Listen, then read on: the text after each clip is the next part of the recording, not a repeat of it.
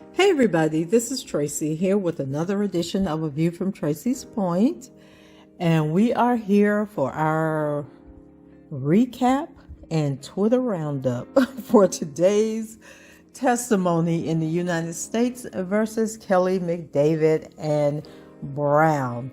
And I am here to tell y'all I have no clue what was going on in that courtroom today, but listen, there was some giggles to be had. Okay, these chicks that they had on the stand today was off the chain.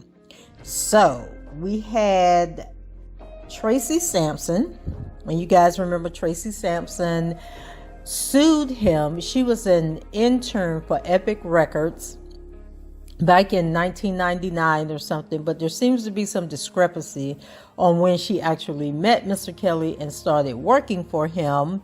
And then there was a girl named Pauline, and Pauline might have been on the crack pipe, I'm not sure. And then I think a couple of Tracy's friends from back in the day stepped in and testified to discount or dispute some of the dates that she gave in her testimony. And so we're going to start off with an article from the Chicago Tribune, and then I'll get into the live tweets that took place, and then we'll finish off with another article that was by one of the other reporters. I think it's the guy with the Courthouse News. But anyway, hold tight and I'll be right back.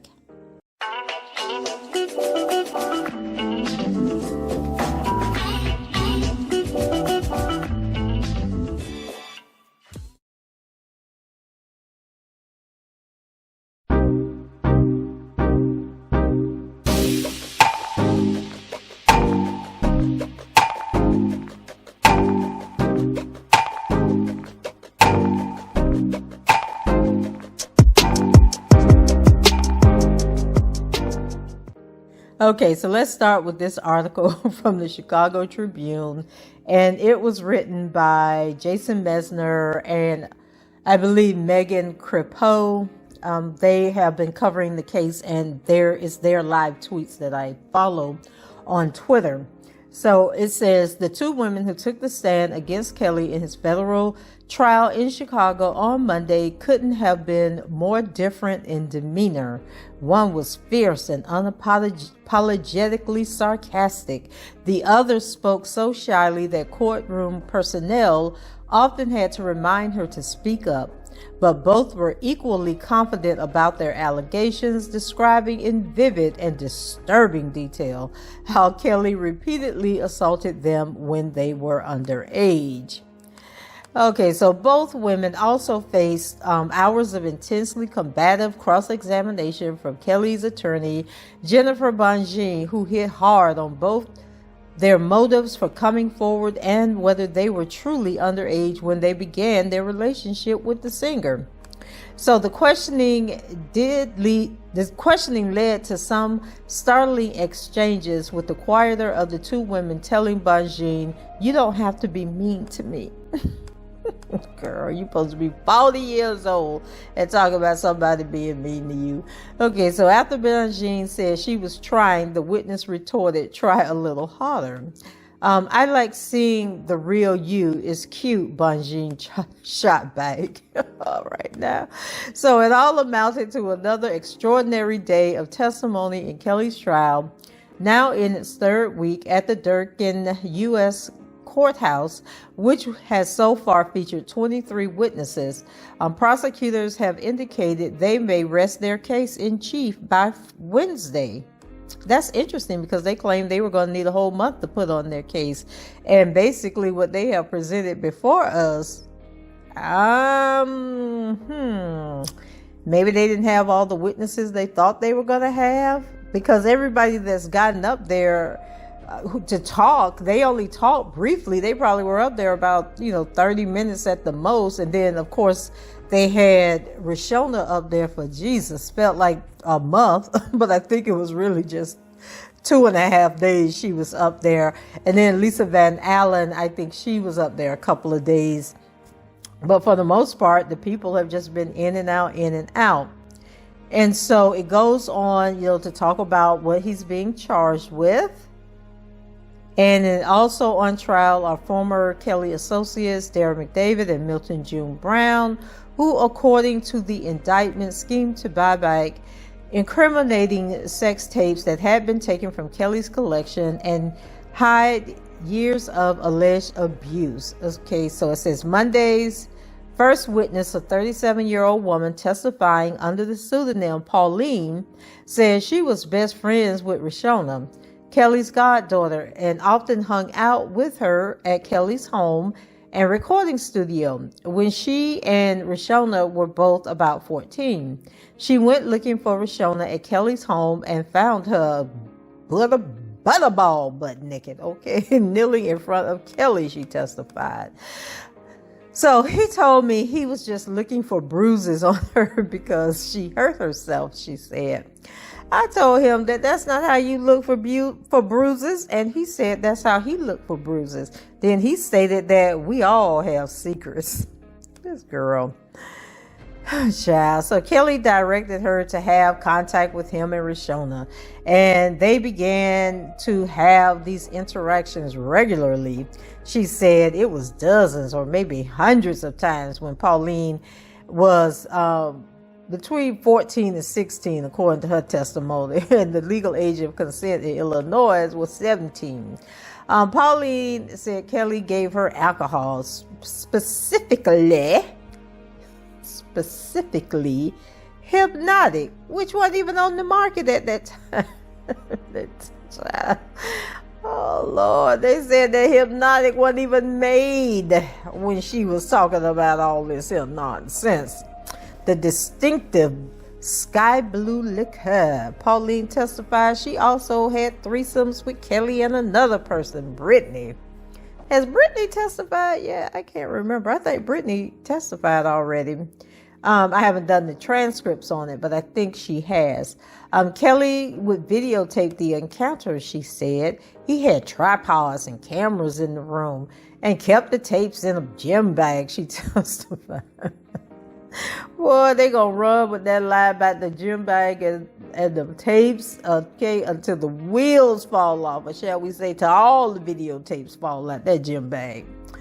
So, for most of Pauline's testimony, and then I wonder whatever happened to the gym bag full of tapes, because they seem to be harping on this one tape that's been cut up 4 different ways, spliced and diced. This is the only tape out of this gym bag full of tapes that everybody claimed that he was walking around with, going to the basketball game with. Like everywhere he went, that bag of tapes went with him. But y'all only got one actual tape that y'all done cut up, different ways.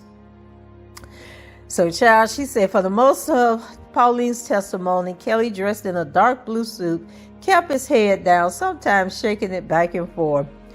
Jurors, meanwhile, listened intently to Pauline, laughing at times. When asked by prosecutors to describe a certain act with Kelly, Pauline said loudly, sucking.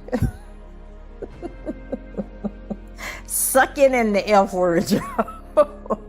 One juror put her hand over her heart.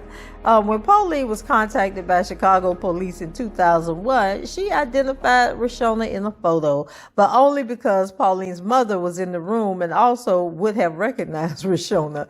Later testifying before a Cook County grand jury, Pauline also identified Rishona, but she lied and said she had never seen Kelly have contact with Rishona. So now all of a sudden y'all had done did to do 100 times. Pauline remained in a relationship with Kelly for years as an adult. When she was 20, she made a phone call to his studio posing as Brittany and asked for money. She said she was trying to get his attention since she hadn't heard from him in a while. Oh my God. Now see let me show y'all how they watering down this here, what really was said. Because when I get to the tweets, y'all gonna find out she was trying to extort the man. She tried to get $35,000 from him the first time. And then the second time, I think she tried to get $50,000 for him. But here they talk about she asked for some money. They're just so wrong. Well, he called it extortion. I called it don't play with me, Pauline testified, prompting chuckles from many in the courtroom. Girls get mad and say stupid stuff and want to slap you or bust your car windows out. It was just a threat. He knew that. If he didn't know that, he wouldn't have had me around all them years. Pauline, this is the first we ever heard of you, girl. So Pauline still feels affection for Kelly, she said. I loved him and I still love him, she testified. In a weird way, I know you might judge me, but it's like best friend meets boyfriend meets dad. He was all them things to her, child. So cross-examination by Bonjean grew testy immediately. When she approached and said, I guess we're calling you Pauline, the witness shot back, you can hear just like I can. Then Bonjean introduced herself, saying she represents Kelly. Pauline, heavy with sarcasm, responded, awesome. Bonjean suggested that the singer's relationship with Pauline actually began when she was legally an adult. Pauline's threatening phone call to Kelly's studio did not specifically promise to reveal that they had sex when she was underage. It only mentioned something inappropriate that happened on a tour bus, Pauline acknowledged. In your effort to extort Mr. Kelly of $35,000, you didn't lead with your best stuff, did you? Bonjean asked. It seems if you really want to get someone's attention, you might mention, oh, we had an illicit relationship when I was not of age. Okay, so Bonjean also noted that Pauline was in the past given varying estimates of how many times she had encounters with Kelly and Rashona. So Pauline brushed that off. It was over a lengthy period of time, she said. You could say 100, you could say 200. We effed a lot. As for Hypnotic, Bonjean said it wasn't released until 2002, the year Pauline turned 18. The drink's official website notes that it came on the scene in 2001. You couldn't have been drinking Hypnotic when you were 14, Bonjean said. Pauline took it in stride. Okay, but I was still drinking. Hypnotic stands out because it was a favorite of Kelly's, Pauline said. He used to mix it with Hennessy, a cocktail he called the Incredible Hulk. Shortly before the lunch break, prosecutors called another Kelly accuser who testified by just her first name, Tracy. And y'all know that's Tracy Sampson. Her demeanor on the witness stand was quiet and sad. At one point, prosecutors had to ask Tracy to move closer to the microphone so everyone in the courtroom could hear her. And let's be clear, guys, Tracy is not this Tracy. I'm a little bit older than this Tracy, okay? And I wouldn't be up with this foolishness that they're talking about. So Tracy, 40, met Kelly in 1999 when she was 16 and an intern at a record label, and he was 32.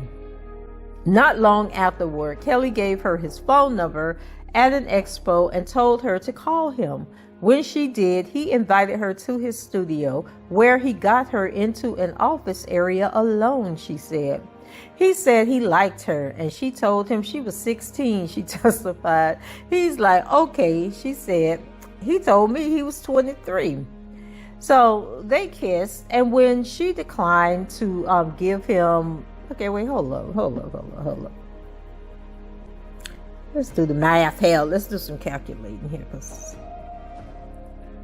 Okay. She was 6. Okay. All right, now we back on track. So I had misread something up there. So anyway, she said, he's like, okay, she said, he told me he was 23.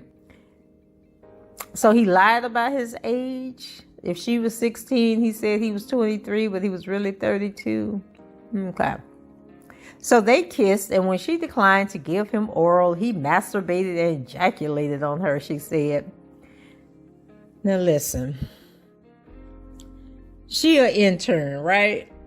She just met this man, and he did this to her as a 16-year-old intern. What would you have done? First of all, you would have been screaming, right? I would have been screaming, like, get away from me. And I would have been running for the door trying to get out.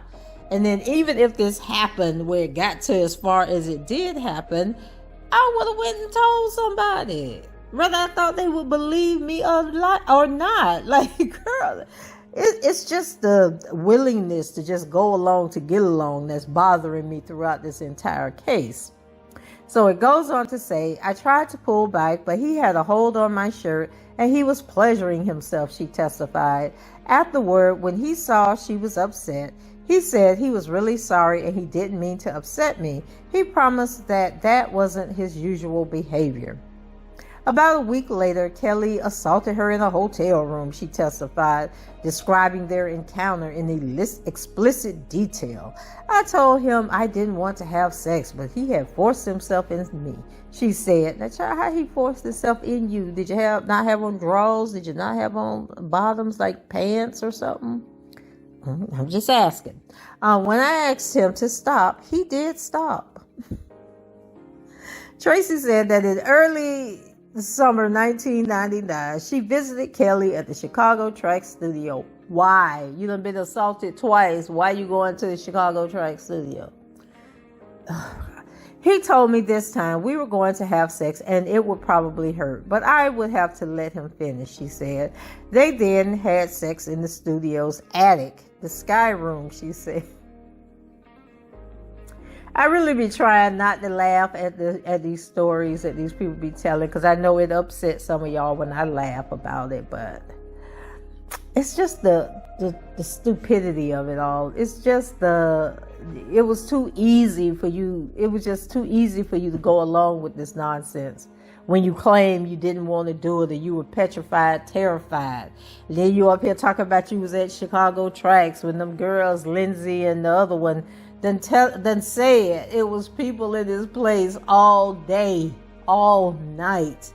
So I don't understand how all this was going on in the studio when there were so many people there.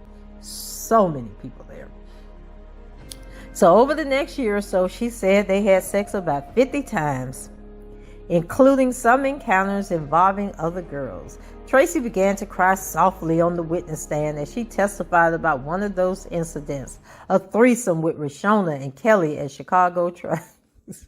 Okay, so is the theme here so they supposed to be verifying, I guess, that he was involved with Rashona.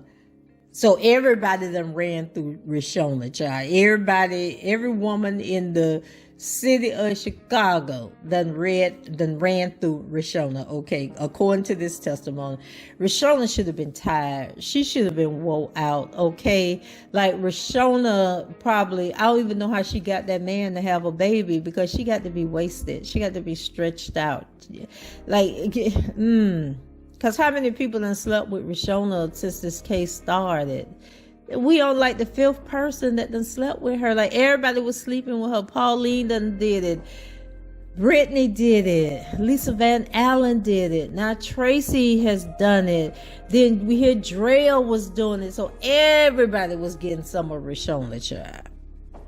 This just don't make no sense. And I hope that jury's sitting there saying, ain't no way this girl was sleeping with all these different people. She had to be sleeping with all these people. Like, every night somebody was running through her, licking up on her, sucking on her, something, child. Because they all say they had a piece of Rashona. And that's what makes the story so unbelievable, that they got to go to these extremes in order to try and make these stories believable, but they just making them not believable, and the jury got to be sitting there going, what in the hell is really going on here?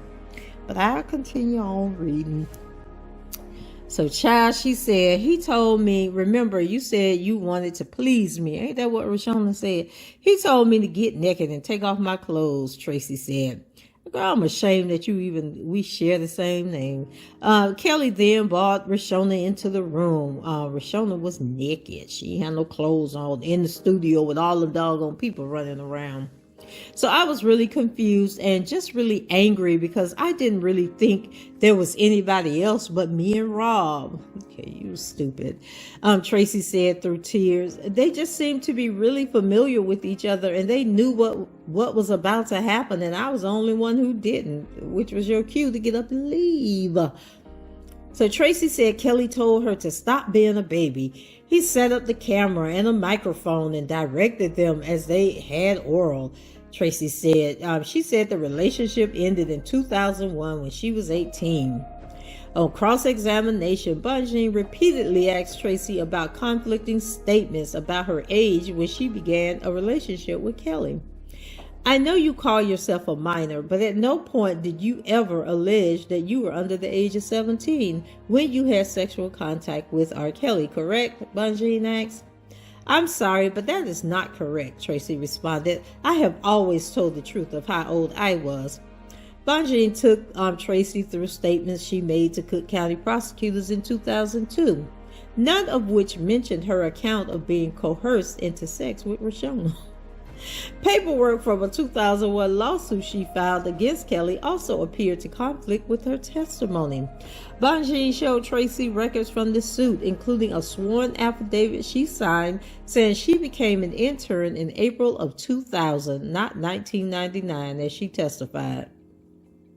The lawsuit also says she met Kelly in April of 2000, a year after she claimed in her testimony Monday. Tracy repeatedly answered that she told her lawyer the truth, but that someone may have made a mistake on the dates in the suit. She also said she told Cook County prosecutors about the sexual contact with Roshona, whether they wrote it down or not. While Tracy says she could not, and once again, this Tracy ain't me, okay, this is another Tracy, because this Tracy wasn't as stupid with these girls when she was that age.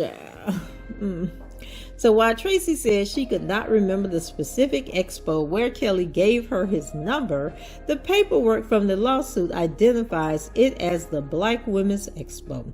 The friend who accompanied her there also testified later Monday that it was the Black Women's Expo. But during Tracy's cross-examination, Bonjean asserted that Kelly was not at the event in 1999. He was, however, booked there in 2000, the summer that Tracy was 17.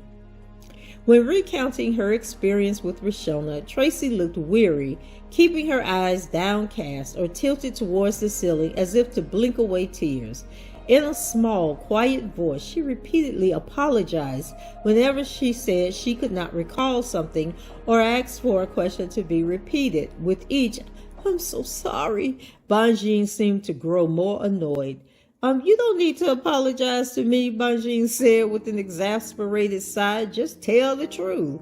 Before the prosecution rests, jurors are expected to hear from 2 more women who say Kelly abused them when they were underage. The trial's first week focused on Roshona, who identified herself as the girl being abused by Kelly in 3 separate videos from the 1990s, which hasn't been proven to have been from the 1990s, which we might add here. So one of those videos became the subject of Kelly's 2008 Cook County trial, during which he was acquitted, because prosecutors now allege Kelly and his associates went to great lengths to keep Roshona quiet and recover other incriminating footage. Witnesses last week largely focused on those efforts. 3 people testified that Kelly's team paid them to bring him videos of his homemade tapes while he was awaiting his Cook County trial. Defense attorneys during lengthy cross-examinations have challenged their stories as inconsistent and tried to paint them as unreliable extortionists. So let's get into our Twitter-thon, okay? And as usual, we start with Megan Crapo, and then when Megan goes into the courtroom, because remember, there's people in the courtroom, and the people in the courtroom cannot have recording devices. They can't have their phones out or anything like that. But in the overflow room, they can have stuff out, and so that's how these reporters are live tweeting. Oops, I'm going the wrong way. I want to go to page 1. And then if you haven't been following my recaps, I just want to let you know. So I'm reading these live tweets. So Megan and Jason, they're working as a team. Megan is usually in the overflow in the mornings. Jason is in the overflow in the afternoons, and both Megan and Jason write for the Chicago Tribune. And what I just read to you was their article that they put out at the end of the day. And then the other person I am going to read is David Burns, and he writes for, I believe it is the courtroom. He either writes for the Chicago Sun-Times or the Courtroom News. I think he's with the Courthouse News, and that is a separate entity. And then there's a couple other people that I didn't even bother to get their information, to get their tweets today, because it's just too much. So we're going to start with Megan. She says, "Good morning, Chicago. Week 3 of Kelly's federal trial is set to begin today. Jason Mesner is in court, and I'm in the audio-only overflow room, where as of now, there is no audio. If they ever turn it on, I will follow along." So testimony to continue in third week of Kelly's federal trial in Chicago as government's case. And then it stops. It says federal prosecutors could rest their case in chief against Kelly this week at the R&B singer's trial moves into its second half. Okay, audio is on. Jurors are in place. The next government witness is a woman testifying under a pseudonym, Pauline. So Pauline is a childhood friend of Roshona, who testified earlier in the trial that Kelly repeatedly abused her on video beginning when she was a child. She was too young. So we were like sisters, like best friends. Pauline at one point went looking for Roshona at Kelly's home and found her naked with Kelly in the log cabin room.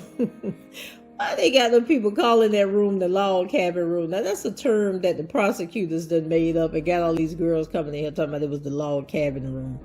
So Kelly said he was looking for bruises. He said that's how he looks for bruises, she said. I said, oh, okay. Then he stated that we all have secrets. So Kelly instructed Pauline to have contact with Roshona and then him, and she complied. Why did you do that? The prosecutors asked. She said, because he told me to. Pauline says she was 14. Pauline testifies that she had intercourse with Kelly more than 80 times between the ages of 14 and 16. Pauline testified she also had threesomes with Kelly and another girl, Brittany. Kelly would video record the encounters. He had tripods and cameras in the room and keep the tapes in a gym bag, she testified.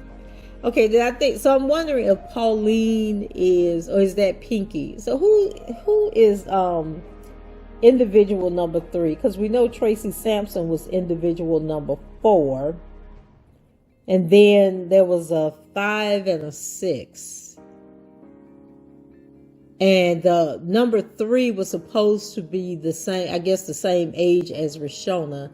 And then we know that either 5 or 6, which is Brittany, was older than Roshona. She was a couple of years older than Roshona.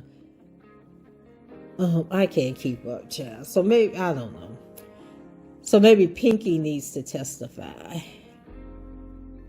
So we'll have Pinky, Pauline, Brittany, Roshona, and Tracy. Then that would be the 5. Okay. So Pauline testified that she had threesomes with Kelly and another person, Brittany. Kelly would video record the encounters. He had tripods and cameras in the room and keep the tapes in the infamous gym bag. And ain't nobody turned up with that gym bag or all these tapes that they claim he was making. So Pauline was questioned by CPD, which is Chicago Police Department, in 2001 and identified Roshona in a photo. She did the same when testifying before a Cook County grand jury in 2002, but she lied to the grand jury and said she had never seen Roshona and Kelly have sexual contact. Pauline did not tell state prosecutors that she had also had sex with Kelly when she was a certain age.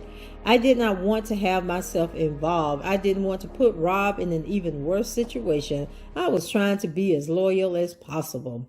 So during Kelly's 2008 trial, Pauline came back in town and met with Kelly on his tour bus. right outside the 26th and California courthouse. Rashona was there too, she testified. So I guess that's where the story came from, that that during the trial, Rashona was actually on the tour bus and waiting. Well, the story is she was on the tour bus waiting to get called to testify. But we know for a fact, child, that Mr. Kelly was in that courtroom sitting at the defense table during 2008 trial. So I don't know what her and Rashona was doing on that bus. And then he also had people with him, as you know. I'll put the picture up there of him walking out of court with Darren McDavid, June Brown, and a host of other people. Okay, so I don't know how she claiming she was on some bus during the trial doing the do outside the courthouse. Y'all just lying for no reason. So when Pauline was 20, she placed a phone call to Kelly's studio. She hadn't heard from him for a while, and he was not being a good boyfriend. So she called posing as Brittany and asked for some money. Well, he called it extortion. I called it don't play with me. So girls get mad and say stupid stuff and want to slap you or bust your car windows out. It was just a threat. He knew that. If he didn't know that he wouldn't have had me around, if he didn't know that he wouldn't have had me around all these years. Pauline says, I was just trying to get his attention and he called, so it worked, and that's all that matters, okay? Oh, Lord. So she said, I loved him and I still love him. Pauline testifies in a weird way. I know you might judge me, but it's like best friend meets boyfriend meets daddy, child. He was everything I needed him to be, all wrapped up into one. So Kelly attorney Bonjean on cross, noting that Pauline didn't come forward with the story about encountering Rashona and Kelly until 2019. You failed to disclose any information about what you saw. Pauline, oh, I didn't fail. I was a scared minor, so that's how I reacted to it. Bonjean suggesting that Pauline's relationship with Kelly actually began when she was legally an adult. The extortion attempt did not specifically threaten to reveal that they had sex when she was underage, Pauline acknowledges. So Bonjean, in your efforts to extort Mr. Kelly of $35,000, you didn't lead with your best stuff, did you? It seems if you really want to get someone's attention, you might mention, oh, we had an illicit relationship when I was a minor. So Bonjean, noting Pauline apparently was in the past given varying estimates of how many times she and Kelly had threesomes with Rashona. Pauline brushes it off. Now, hold on.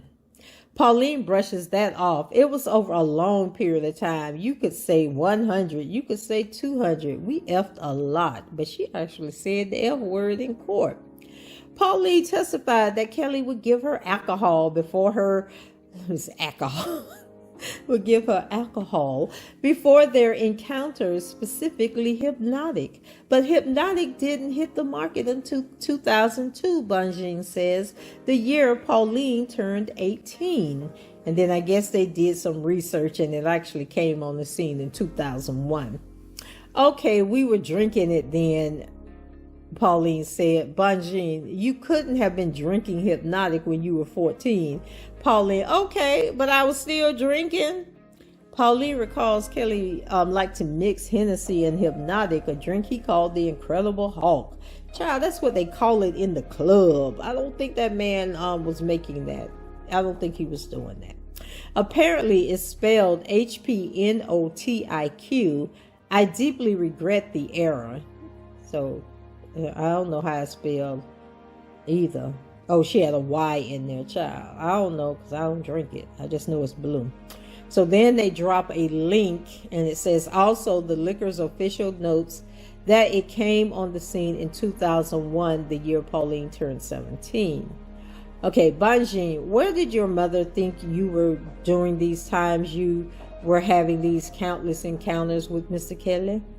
Pauline, that's a great question. She thought I was with my best friend, Rashona.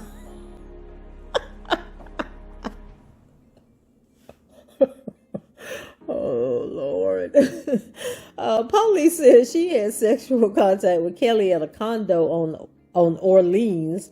When was that, Bonjean asks. Pauline, I was in high school, sweetheart. I was a minor. Bonjean, did you know that age 17 is not a minor under Illinois law? Excuse me, Miss Bonjean, and this is me talking, me Tracy. You're still a minor at 17. The age of consent to think that you've grown and can be out here running these streets doing what you want to do is 17. Okay. So the age of consent is 17. So Pauline, you learn something new every day, don't you? Bonjean, one more question. Was your attempt to extort Mr. Kelly for $50,000 before or after your attempt to extort him for $35,000? Pauline, that's your closing? If Pauline don't go somewhere, sit down.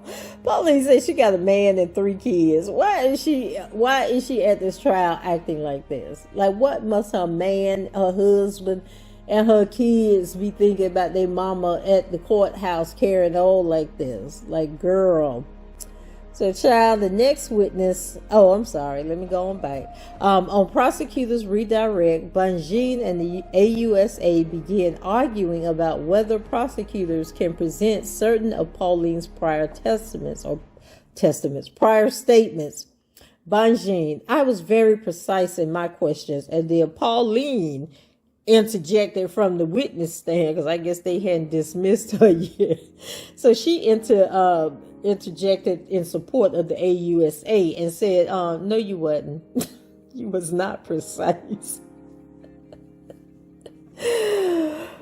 Okay, so anyway, child, the next witness is Greta Allen, a registrar for a South Suburban School District. She is identifying a transcript for Tracy, not this Tracy, but Tracy Sampson, which says she graduated from Rich East High School in 1999.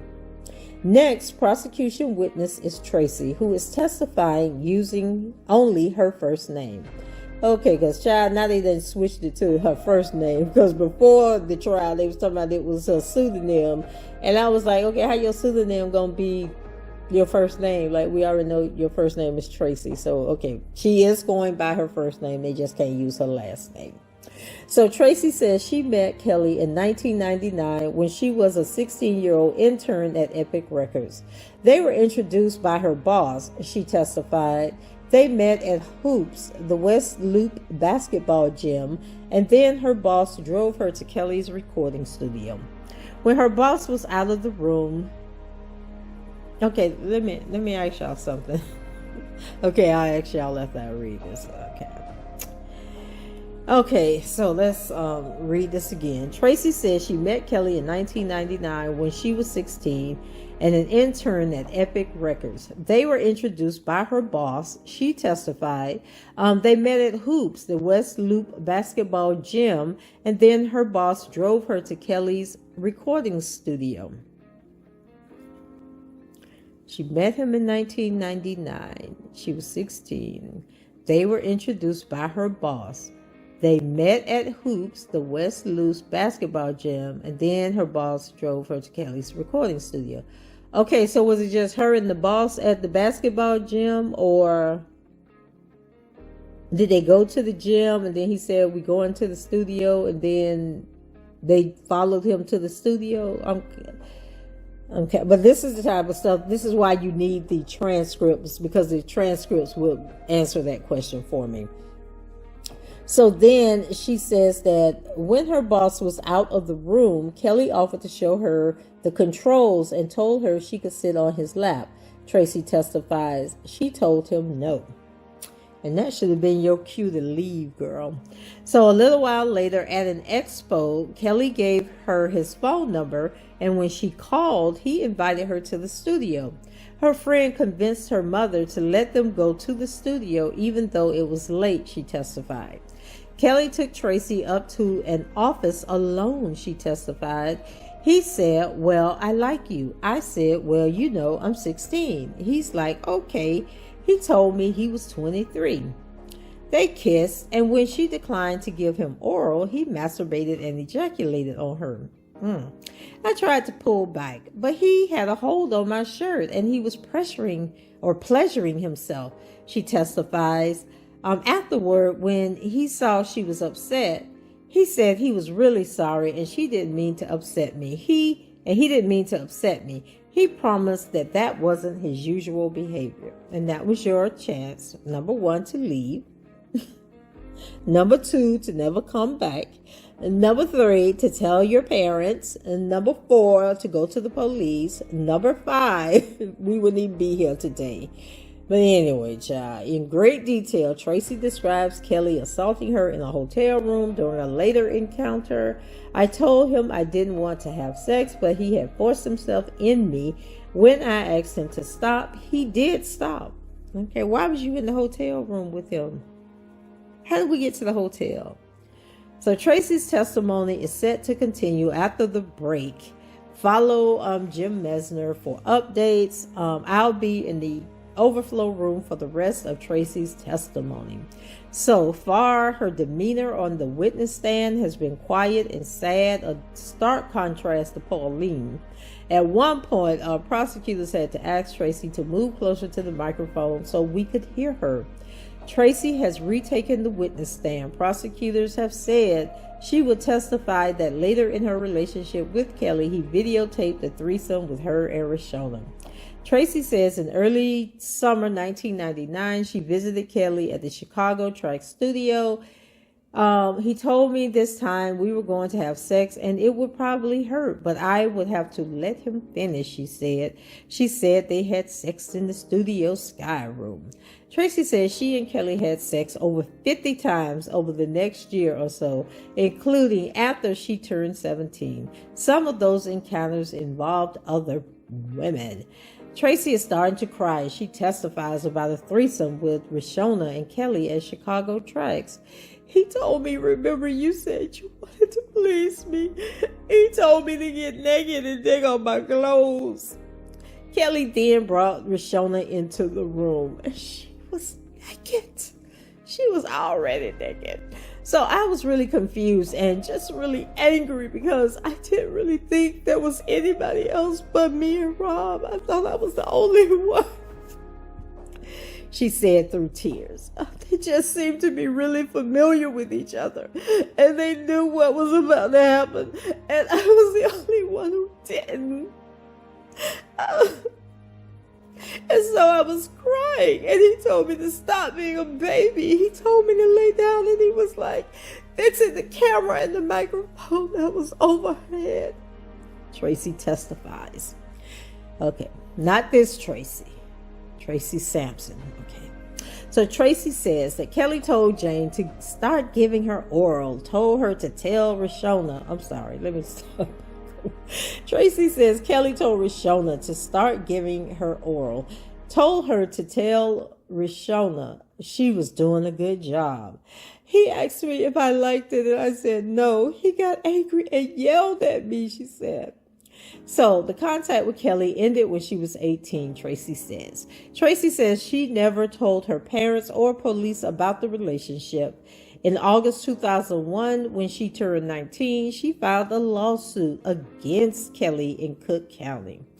They haven't gotten into the details, but the lawsuit claims she was 17 when she started having sex with Kelly, not 16, as she has sat here and testified.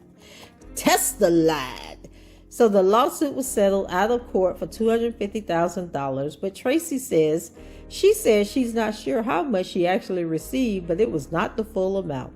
Girl, it probably wasn't the full amount because your lawyers took 30%. They didn't tell you that part. And then we know Linda, what old girl Linda last name is? I can't think of it, child. The attorney that was doing all this suing. You know, she was telling these young women that, you know, she had to put the money in trust accounts, all this other nonsense. So don't be blaming Mr. Kelly for not giving you your full $250. Girl, pay attention to the contract that you signed because your lawyer took 30%, okay? And then the attorney probably got her cut too. So in 2019, she reached out to a law enforcement tip line regarding Kelly. And we know that tip line was put up by none other than Kim Foxchild. So that she called that line. Okay. On the request line. Okay. So direct examination is over. Bonjean is starting her cross-examination now by asking about the timeline of when her internship with Columbia Records began. Bonjean, do you have any single document out there that shows you started your internship in high school? Tracy, no. Bonjean asked her point blank, you met Mr. Kelly in the spring of 2000 when you were 17. Isn't that true? No, it's not. Bonjean questioning Tracy about what she told Cook County prosecutors in 2002. She says she did not mention the incidents at Chicago Tracks or the Western where he allegedly forced himself on her. At the time, I still loved Rob. I didn't want to see him get in trouble. Okay, have we not heard that from everybody that was up here? Okay, and I don't know why y'all was in love with a man that y'all said was abusing y'all. That's crazy. So Bonjean showing Tracy her lawsuit, including a sworn affidavit she signed saying she became an intern at Epic in April of 2000. That's what it says there, but it also says you met Kelly in April of 2000, not 1999. Tracy says her lawyer made a mistake. Bonjean started to ask about details in lawsuit, including the phone records she provided showing contact with Kelly that started in 2000. Jurors have not heard this yet, but two of Tracy's friends also submitted affidavits as part of the lawsuit saying Tracy met Kelly at the Black Women's Expo in Chicago in 2000. So I guess the whole story about the boss at Epic taking her to the basketball gym was, and then she went to the recording studio. So all of that was a lie. She lied about that whole scenario because they're saying she met him in Chicago at the Black Women's Expo in 2000. So Tracy testified this morning. It was 1999. So we are now going through the interrogatories from the lawsuit. Again, interrogatories from the lawsuit.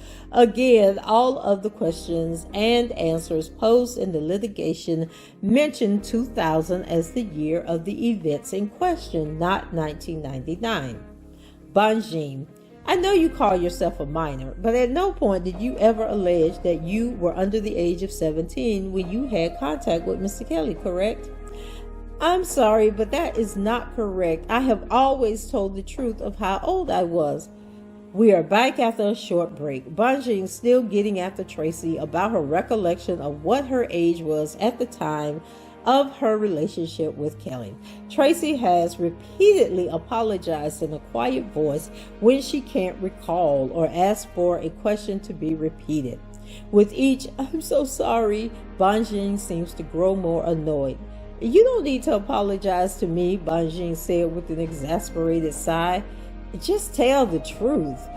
So Tracy says that she told a detective Kinsella, and then they have phonetic in parentheses, so I guess it's just how it sounds, just how it looks, okay, that she was 16 when she met Kelly. Bonjean asked her to repeat it. Tracy, I'm sorry, I can speak slower for you. Detective Kinsella. Tracy acknowledges she initially misidentified herself in a still photo from a Kelly sex tape when shown the image in 2019. I did make a mistake. You are 100% correct, she tells Bonjean. Someone keeps yawning in a loud and protracted fashion in one of the courtroom microphones. Not sure who it is, but I could venture a guess. He sounds like Prince Valium from the movie Spaceballs. I don't even know why he had to tweet that. So Bonjean asking now about Tracy's friend. So Kelly Weatherspoon, who went with Tracy to the Chicago Black Women's Expo to get Kelly's autograph for a friend. Weatherspoon has previously given sworn statement that the event was in 2000. This was before they had ever had sex. The cross-examination has taken on a new dimension of weirdness as Tracy alleges Kelly reached down, now not her friend Kelly, but Robert Kelly, reached down her dress at a nightclub in 2002. Tracy, you need me to help clarify for you a bit more. You don't have to be mean to me.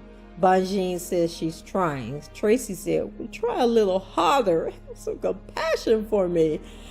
Now they've devolved into an allegation that Tracy had been date raped by someone at age 17 and Kelly forced her to reenact it. Child, did you tell anybody about what you've alleged here for the first time? Bonjean asked. Prosecutors asked that the line of questioning be barred. Child. And then it says Bonjean is finished. So I guess they barred the line of testimony. Brindley says that he has a quick cross on behalf of Darren McDavid. And so you guys know that Bo Brindley is Darren McDavid's attorney. So he's asking about Kelly's wife. The defense has posited the theory that the videotape Kelly's camp was trying to get back was a threesome involving the singer, his wife, and an adult woman by the name of Lisa Van Allen.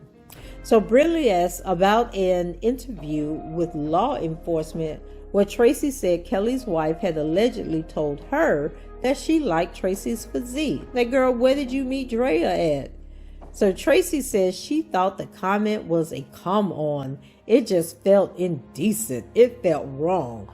So it felt wrong for Drea to tell her she has a nice physique. Drea, who is a dancer, who, at the time was in, prime shape, right?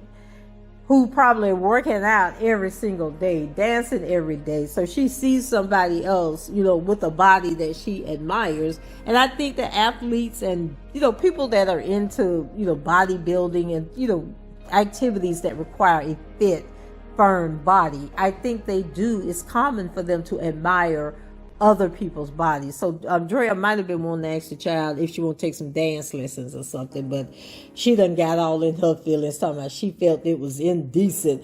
But you around here sleeping with Rashona and the woman husband, and that wasn't indecent to you. So make it make sense. So Brindley is done. Now redirect. Prosecutors showing that Tracy disclosed in 2019 the incidents she described for jurors today at Chicago Tracks and the Westin Hotel. Prosecutor, Tracy is the age when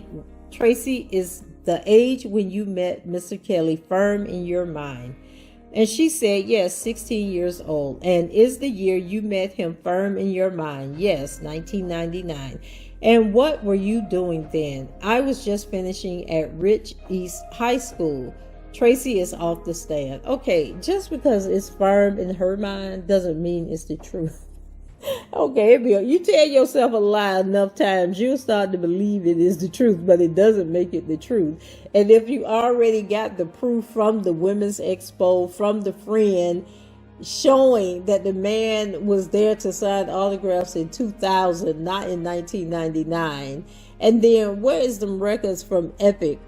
Okay, from Epic. Where is the paperwork? Who is the boss that supposedly took her to the gym and supposedly took her to the studio and then just disappeared to allow her to be assaulted, right? Where are these people at? Why are they not testifying? Okay, are they coming to the stand at some point? I need to speak to them, and then they can verify what year it was. And then you out here talking about you sued Mr. Kelly for what happened. Why you didn't sue that boss of yours from Epic Records or Columbia Records, who led you to the slaughter, as you claim?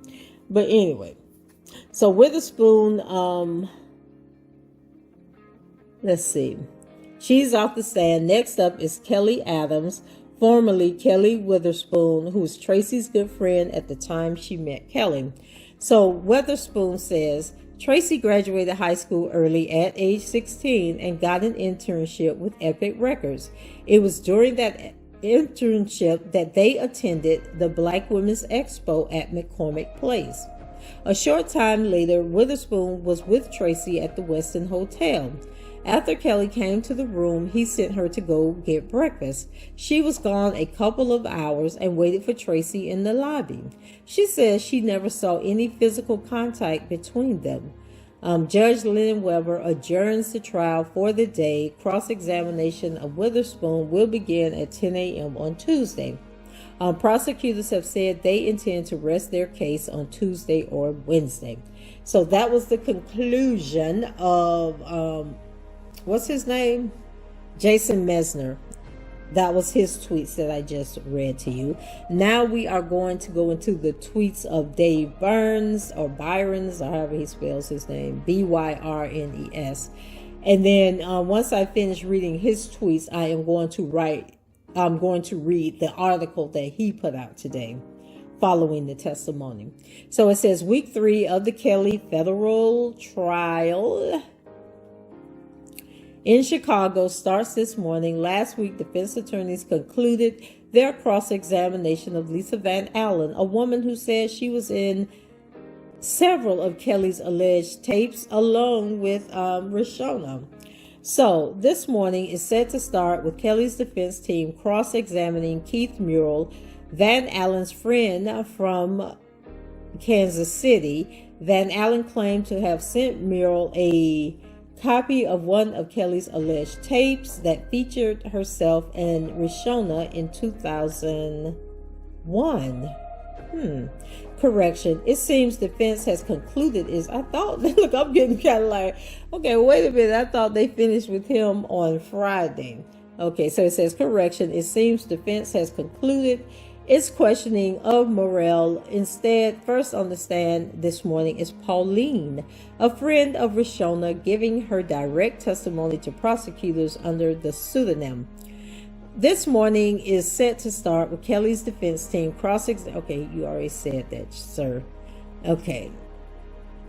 So let's jump down here. Pauline says she was friends with Rishona in grade school, that they were like sisters. She says she met Kelly through Rishona at 14. Pauline says she spent time with Kelly and Rishona at his Chicago track studio and his Chicago home at 1010 West George Street. She says she once walked in on Rishona and Kelly. She was kneeling. She was naked. Kelly was sitting down in front of her. So Pauline says that Kelly tried to pass off this incident as saying he was looking for bruises on Rishona's body. She adds that he told her to keep what she saw our secret. She also says Kelly inappropriately touched her breast and instructed her and Rishona to kiss. And girl, at 14, you just went along with it. Pauline says she was 14 years old when she first had contact with Kelly and Rishona. More encounters with the pair followed at Kelly's home and studio. She says, he taught me how to give oral on him and Rishona. Pauline says she was 15 when she first had intercourse with Kelly. Between the time she was 14 and 16, Pauline says she performed oral on Kelly a lot, over 80 times.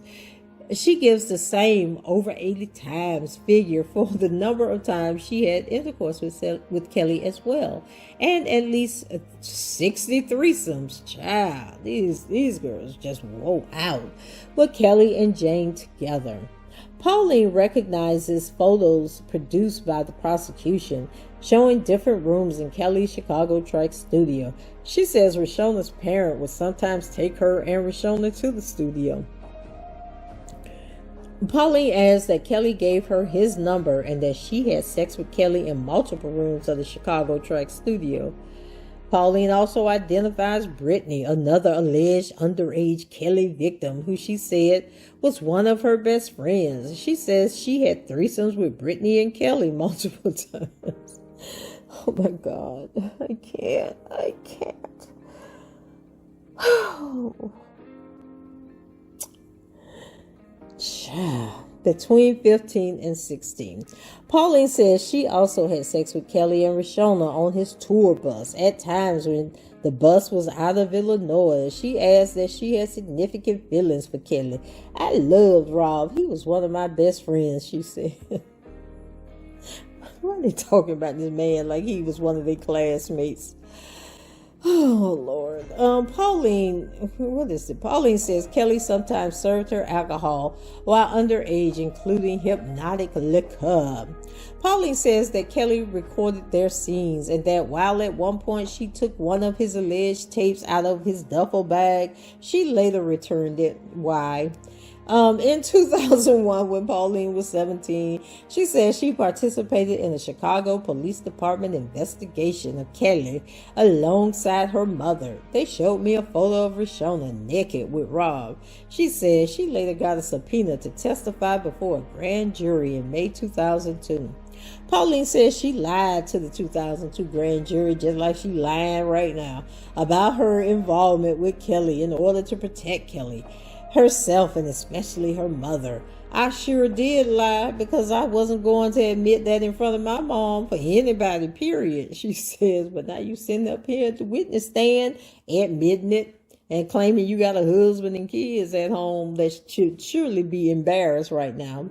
So Pauline says she was not called to testify in Kelly's 2008 trial because they probably knew she was lying, and that she didn't seek out law enforcement to offer testimony even now. They found me, she said. Pauline says she once bluffed blowing Kelly's cover in order to get his attention when he was being a bad boyfriend. He calls it extortion. I call it don't play with me, she said. Pauline says she never intended to actually go public with her knowledge of Kelly's alleged misconduct. Girls get mad and say stupid stuff. It was just a threat. I was just trying to get his attention and he called, so it worked. Case closed. After telling prosecutors that she now, as a mother, feels she has a responsibility to hold Kelly accountable, Pauline says she kill anyone who did to her child what Kelly did to her. But you still sit here talking about you love the man, you still in love with him. But if it happened to your child, somebody gonna have to die. Yeah, she's a bit confused. So with that, prosecution wraps up its questions. So Kelly's defense attorney, Jennifer Bongine, is now up to cross-examine Pauline. Bongine accuses Pauline of helping get Kelly indicted in 2002. Pauline affirms but rebuts that many people's testimony contributed to his indictment. So Bongine accuses Pauline of lying to a grand jury, which she doesn't deny. Because I was team Rishona and Rob, I did not want to get into details. I didn't want to go into them. Bongine points out this is a crime, but Pauline brushes it off. Lots of people get away with crimes. Oh, Pauline, girl, you is off the chain. Yes, you are. So Pauline doesn't answer that specifically. She said, answer what specifically she said when she says she and Brittany faked a $35,000 extortion attempt of Kelly in 2004. You can play the tape if you want to. I'm sure you have it, she tells Bongine. Bongine keeps trying to dig into what Pauline said as part of her allegedly fake extortion attempt of Kelly, but Pauline sidesteps, giving specific information. I did just enough to get his attention, she says. It seems to me that you are giving us information for the first time today, Bongine tells Pauline, despite the several times she's spoken to the investigators since 2002. This is the first time they found me, and I told them I would cooperate, Pauline says. Bongine says Pauline in a prior interview with investigators did not tell them that she had a sexual relationship with Kelly between the age of 14 and 15. Pauline affirms. Bongine points out that hypnotic liquor, which Pauline said earlier today was one drink she frequently had with Kelly as a minor, did not exist until Pauline was 17. Pauline brushes this off, says that it was just one type of alcohol she enjoyed with Kelly. Okay, during the 2001 Chicago Police Department investigation, Bongine asked if Pauline was shown a photo of Kelly, Rishona, and another girl whose face was blurred out. Pauline affirms. Bungie repeatedly asks if the blurred out girl was her, which Pauline only responds, it was blurry. Okay. So after Kelly's defense attorney concludes that line of questioning, presiding judge Harry Lennon Weber calls for a 15-minute break. So Kelly's federal trial in Chicago is resuming. Kelly's lead defense attorney, Jennifer Bongine, is still questioning Pauline, one of Kelly's alleged underage abuse victims. Bongine asks where Pauline's mother was while Pauline was allegedly having multiple threesomes with Kelly and Rashona. Where did your mother think you were? And she thought I was with my best friend Rashona, Pauline says.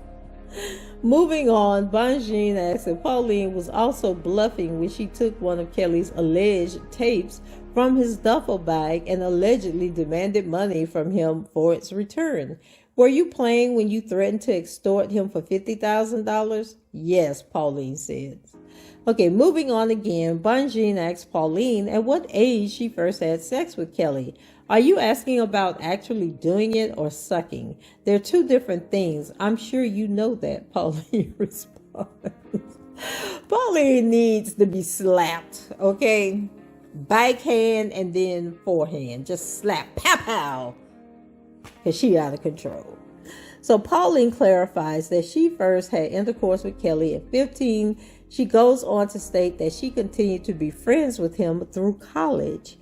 Bongine again asks Pauline if she has divulged the same amount of information she's offering on the stand today to any investigators prior to 2019. Pauline says that she hasn't.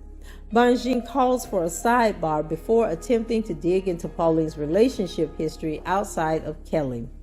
Bongine asks if Pauline's mother was in the room when she testified to a grand jury in 2002. Pauline says she wasn't. Bongine also asks whether she allegedly faked $35,000 or $50,000 extortion attempt of Kelly came first. Pauline says she can't remember. Okay, with that, Bongine concludes her questioning of Pauline, and the other defense attorneys have no questions for her. Prosecution back up for a brief redirect. Bongine and prosecution now quarreling over the prosecution's line of questioning. Pauline insults Bongine from the sidelines. Prosecutor asks Pauline to recall specifically what sex acts she, Rashona, and Kelly had on Kelly's tour bus prior to her turning 17. She responds oral on both Kelly and Rashona, as well as intercourse with Kelly.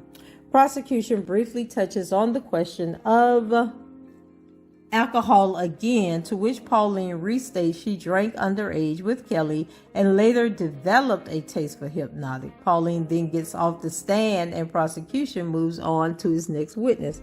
So now she's saying that based on her underage drinking, that she later on developed a taste for hypnotic when it eventually came out. But that's not what she testified to in the beginning. So next on the stand is Greta Allen, a high school registrar who is answering administrative questions regarding the transcript of a Rich East High School student referred to as Tracy. The questions and it's not this Tracy. Okay, this is another Tracy. This is Tracy Sampson of Chicago, Illinois. Okay. So the questions for Allen are all boilerplate, and she's soon off the stand after only a very short cross-examination. Next up is the ex-student Tracy herself.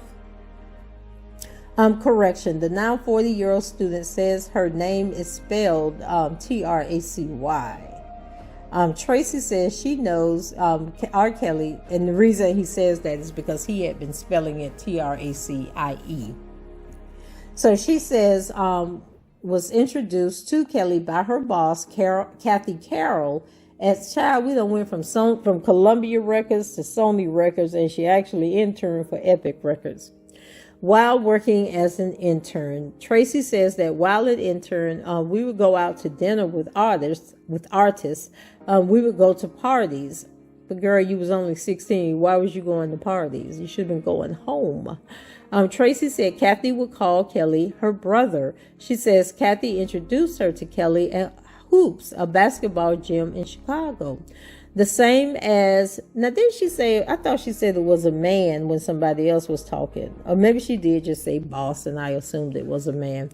So the same as day as this first meeting, Tracy says she also went with Kelly to his Chicago track studio. In the studio control room, Tracy says, Kelly told me I could sit on his lap, and I told him no after Kathy left the room. He told me when Kathy came back to say I needed to go to the bathroom. Tracy said because he had something he wanted to show her, child. Tracy says she refused to go along with this plan and left the studio soon after. And she should have never returned after that. I don't know what possessed her to come back. So when she later saw Kelly at an industry expo, she says she got his autograph for her friend, but only after Kelly wrote his number on the autograph and told her to call him. The child, ain't that the same thing that chick down in Miami said he did? What was that girl name who swear Addie, who claimed that her whole life has just been destroyed, okay? So anyway, after playing several of the songs he was working on, oh no, it was Faith. Addie said he wrote his hotel room number on the program. Faith said he wrote the phone number on the program. But anyway, so after playing several of the songs he was working on for the girls, Tracy says Kelly brought her up into his office. She says they started making out. She was 16 at the time after he allegedly told her he was 23.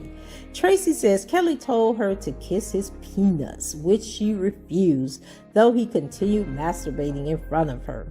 When I looked down, he had exposed himself. He was pleasuring himself, Tracy says.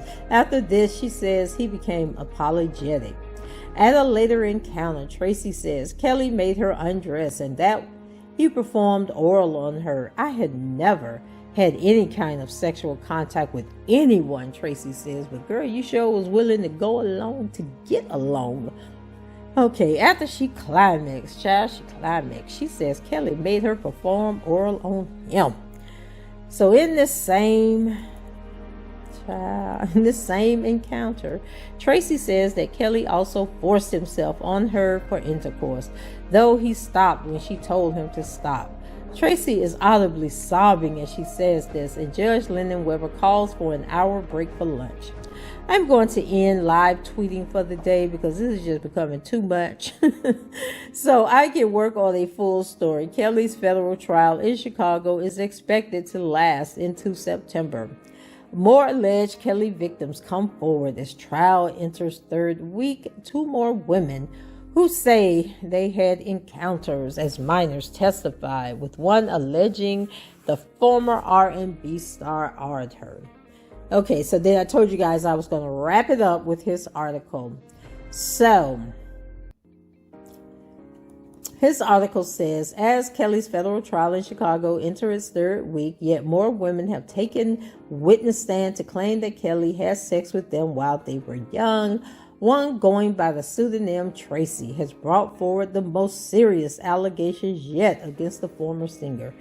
When she was 16 in 1999, Tracy said Kelly R'd her. She described an alleged 1999 incident in a Westin hotel room in Chicago in which Kelly first made her take off her clothes and perform oral on her, then made her perform oral on him. She told the court he then forced himself on her. Child, I had never had any kind of contact, she said. So Tracy says this encounter happened in the course of her employment with Sony Music's Epic Records label while working as an intern for Epic Records promotions manager Kathy Carroll. Tracy said that part of her job was to help wine and dine different artists. Okay, how can a 16-year-old be whining and dining anybody? Why is these people telling these lies? Okay, we would go out to dinners with artists. We would go to parties, Tracy said. Tracy said Carol introduced her to Kelly at Hoops, a basketball gym in Chicago in 1999. Over the course of the next several weeks, Tracy said she was invited several times to Kelly's Chicago Trax recording studio, where she initially rebuffed his advances before finally agreeing to see him in his studio office. There, she said, Kelly, well, we done said that 100 times, okay. So when I looked down, he had exposed himself. He was pleasuring himself, she said. So the hotel room encounter in which Kelly allegedly came after her came not long after. Through tears, she recounted that she was also soon recruited to have videotape sessions with Kelly and another person that we know as Rishona. Rishona testified against Kelly earlier in the trial. So do y'all think they were like actually having sessions, like practice sessions, like pretending they were in the courtroom and then helping them memorize their lines and the stories that they were telling? How many hours? Because we know they spent 60 hours with Ariel for the New York trial. How many hours you think this prosecutors spent with Rishona and Pauline and Tracy and Brittany to get these lies down pat that they are telling? So she says, I just didn't understand why the other girl was there. They seemed real familiar with each other. They knew what was about to happen and I didn't, Tracy said. She added that she and Kelly stopped having sex after she turned 18. Excuse me. Despite the alleged abuse, she said she never told her parents or police about what was happening before turning 18, as she had developed feelings for Kelly. I ain't never known nobody to develop feelings for somebody that they claim is assaulting them. So I loved Rob. I didn't want him to get in trouble, Tracy said, though she filed a civil lawsuit against him in August 2001 for $250,000. She was 19 at the time. So Tracy's allegations are among the strongest accusations brought against Kelly since the trial began and had a tangible effect on the courtroom. Kelly's lead defense attorney, Jennifer Bongine, attempted to regroup from her emotional testimony by pointing out that Tracy did not mention the alleged assault to Cook County State's Attorney Office investigators in 2002 when she offered testimony leading up to Kelly's indictment on 21 state charges. Tracy says she omitted the Weston incident in her 2002 statement because she still had feelings for Kelly at the time. Bongine scoffed at the suggestion. Yeah, because I'm just trying to figure out like when you went from being a victim to being in love. How fast did that transformation take place? So you loved him so much that you didn't tell them about him R-ing you, but not so much that you told them about the threesome, Bongine said. Bongine also brought up the paperwork from Tracy's 2001 civil lawsuit against Kelly. The complaint states that Tracy met Kelly in April of 2000 when she would have been 17, the legal age of consent in Illinois. Tracy said that date in the complaint was mistaken. The date was changed, she said. I'm assuming it was my attorney or one of her staff. Bongine again scoffed at that claim. It was not the only point on Monday that Bongine butted heads with one of the government's witnesses. Before Tracy took the stand, another woman going by the pseudonym Pauline gave her own testimony. Unlike Tracy, Pauline was unapologetically candid while recounting her alleged encounters with Kelly and openly contemptuous of Bongine during cross-examination. When Bongine asked her at what age she began having sex with Kelly, Pauline took the opportunity to levy a veiled insult at the defense attorney. Are you asking about actually doing it or sucking? They're two different things. I'm sure you know that, Pauline told Bongine. She then clarified that she began having encounters with Kelly at 14 and had full intercourse with him between age 15. So isn't that the same ages that Rishona claimed? Like, she basically telling the same story as Rishona. But we know she's lying because if she is one of Rishona's friends, if you recall, it was when Rishona was like 15 or 16 that he told her to invite the friends over. So there was no way that Miss Thing here was no 14 years old, okay? Because her and Rishona, I think, were the same age, okay? So Pauline went on to say that she had a lot of threesomes with Kelly and Rashona, who was her friend from school between the ages of 14 and 16. Similarly, she said she had multiple threesomes with Kelly and her friend Brittany between the ages of 15 and 16. Kelly taught me how to give oral on him and Rashona, Pauline said. Bonjean pointed out that Pauline was offering much of this information for the first time on Monday, that it was not included in her 2002 testimony to the Cook County Grand Jury. She accused Pauline of lying to the grand jury in 2002, which Pauline did not deny. I sure did lie, because I wasn't going to admit that in front of my mom for anybody, period, Pauline said. But child, your mama should be disowning you right about now, all this stuff you done said. So when Bonjean informed her that lying to a grand jury was a crime, Pauline brushed it off. Lots of people get away with crime, she said. Bonjean, flustered, then asked why Pauline even chose to appear at this trial at all, if that was her perspective. Pauline responded it was only because federal prosecutors found her and requested her cooperation. Despite everything, she said she did not bear Kelly any ill will. She even characterized 2 times she demanded money from Kelly, $35,000 and $50,000 respectfully, for the return of alleged tapes she took from him as a bluff. She was just trying to get his attention, she said, after he was being a bad boyfriend and not returning her phone calls. He calls it extortion. I call it don't play with me, Pauline said. Oh, come on. Am I hitting the right key? Okay, Kelly didn't go on to talk about the charges that he's facing. And I guess that was the end of the article. So he basically just recapped his tweets. So, child, this was a mess. But anyway, go ahead, leave your comments below, rate the video, subscribe to the channel if you haven't done so already. And until the next time, I shall talk to you guys later. Bye-bye.